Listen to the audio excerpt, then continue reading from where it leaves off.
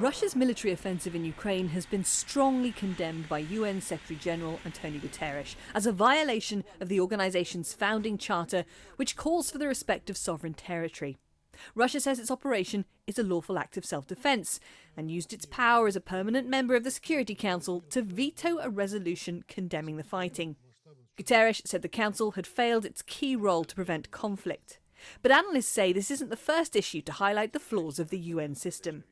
Especially American critics of the UN, they always sort of point to the Security Council as the crux of the problem. But of course, we allowed great power politics to be baked into the design of the Security Council.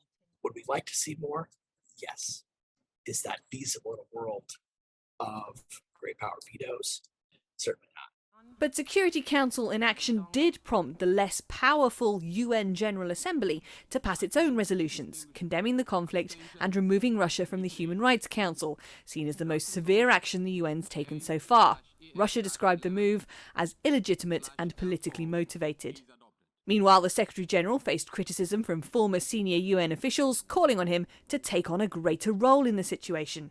And in April, a trip to the region prompted a series of humanitarian ceasefires in Mariupol the following month.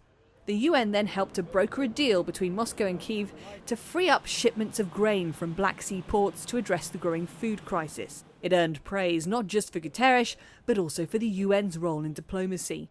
When we look at the diplomatic record here, one will see an important value added by the presence of the Secretary General. It's obviously not the only thing that led to the deal, but it was an important element. And for those who say, well, what the hell, who cares about the UN?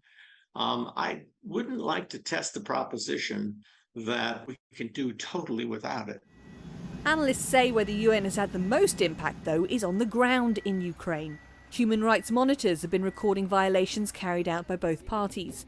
And UN aid agencies delivered support to 11.7 million people in the first months of the conflict. These are essential parts of what the UN does, and even though it hardly grabs the same headlines as the Security Council being paralyzed, if you were looking at the quality of lives on the ground, these actions would be absolutely essential, no question about it. When world leaders gather here for the General Assembly, many are expected to call for an end to fighting in Ukraine. And while only Moscow and Kyiv can make that happen, analysts say the UN can still play a key role in facilitating peace talks. Sarah Walton, CGTN, New York.